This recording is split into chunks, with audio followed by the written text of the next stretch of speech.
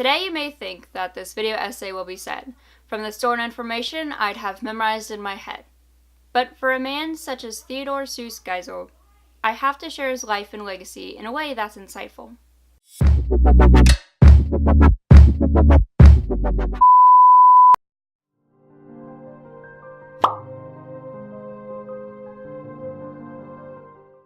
Born in the year 1904, he grew up with an innovation to explore.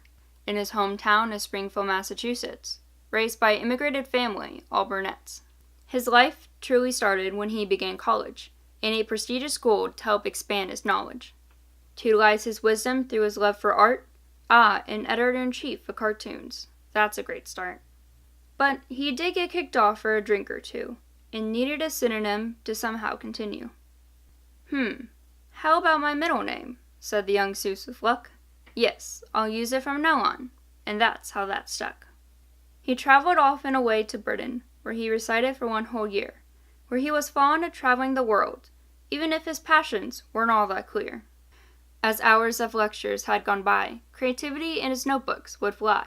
An illustrator, rather than a scholar, he would try. And a classmate, Helen Palmer, who agreed with his cry, would soon be greeted as his wife in 1927.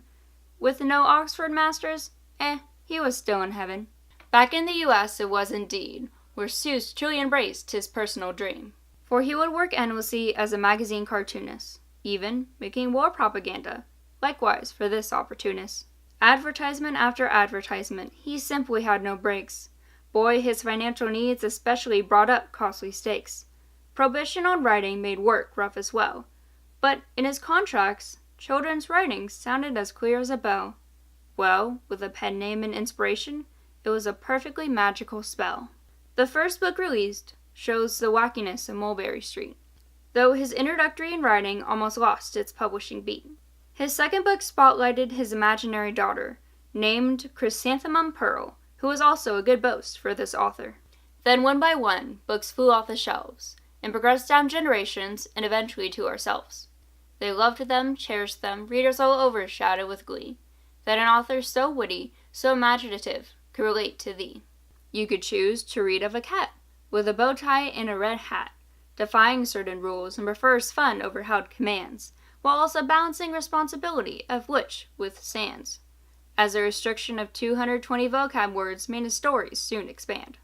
Then there's Green Eggs and Ham, between an unlikely man and a boy named Sam, a cultural look at quick judgment, or BAM, an environmental story about negligence and greed, over the Lorax's message of understanding everyone's needs, not having wants culminate like the onceless need, and to choose a better world where we all take lead. Or we can read stories discussing the presence of trends, and keeping individualism as a basis of making amends. Or let's look at a book about sleep, while the day turns to night, where all find a shelter to keep, for new dreams carry forth in flight. Or let's look at these 2 little reeds while this one hits the hay. One is finding a self in a way, while the other appreciates a merry birthday. Each proclaim a fortune of existence, yes, that's what they say, as we all have purpose and a means of shouting.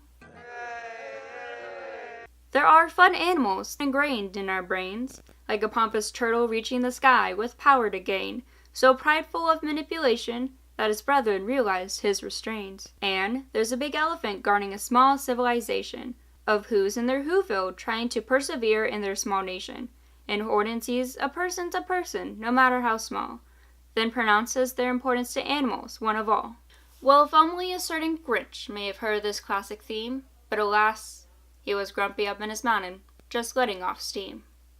When he sees the potential in ruining Christmas for those little who's, which was such a gay old time for all who so choose, but upon seeing their holiday cheer, he can't help but to remove what they held so dear, stealing away their decorations and even their gifts, while putting them upon his sleigh to give them a lift. But upon meeting a hopeful, youthful Cindy Lou Who, and seeing that desolate town, oh, the efforts that they threw, still gathering so happily no matter what they had, and the Grinch's heart grew 3 times its size, and made him feel so glad, that he went back upon that sled with his reindeer of a hound, apologizing for his bad deeds, and the happiness he needed was then found.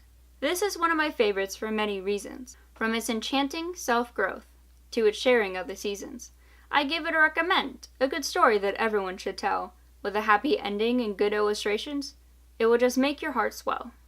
We also have another multitude of stories, with a nonsensical essence that's in their own categories.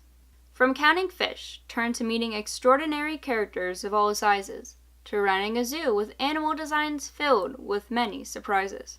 Let's even look again at Seuss's first publication, where a young lad is exploring his own imagination, making his bland world become a sight to witness, even if his father doesn't share support in this. There are plenty of tales to collect, at least 50 in total, that share Seuss's dedication, passion, in a craft so universal.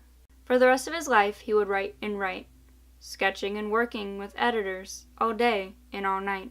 When Seuss would write, he'd take breaks by tending to his garden, and lived in La Jolla, California, separated from his own stardom.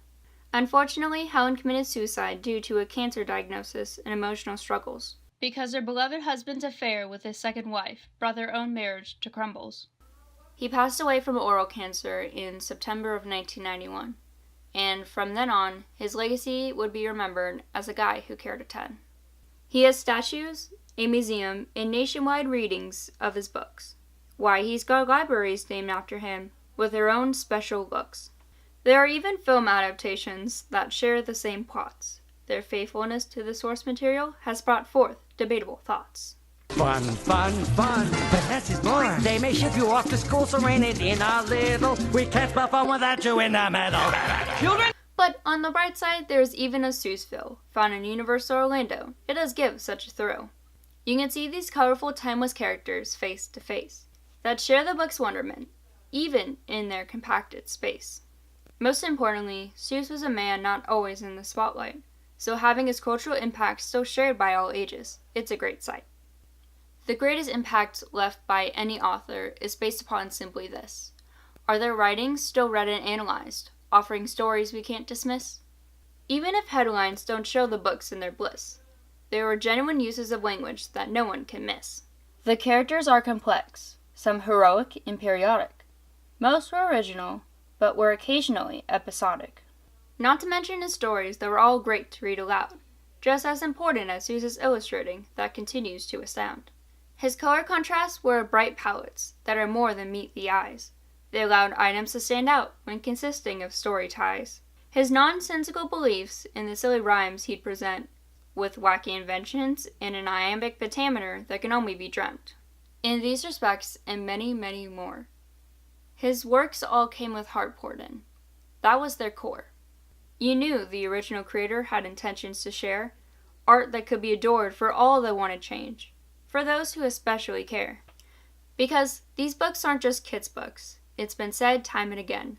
They are more than just fascinations of a world that just pretend. These favorites have twists and turns that we don't want to end. Seuss truly did his best, and his ideas are there to always commend. His greatest legacy was left with the last book he wrote, that was brought up by the Morgans requesting one last slogan, one last quote, which led to "Oh, the Places You'll Go," that, no doubt, has a great arc that seamlessly flows. Its paradox to one life's journey is one everyone comes to know. You have brains in your head, you have feet in your shoes. You can steer yourself any direction you choose. You're on your own, and you know what you know, and you are the guy who'll decide where to go. And will you succeed? Yes, you will indeed. 98 3/4 guaranteed. Kid, you'll move mountains. So, be your name Buxbaum or Bixie or Bray, or Mordecai Alivon Allen O'Shea. You're off to great places. Today is your day. Your mountain is waiting. So, get on your way.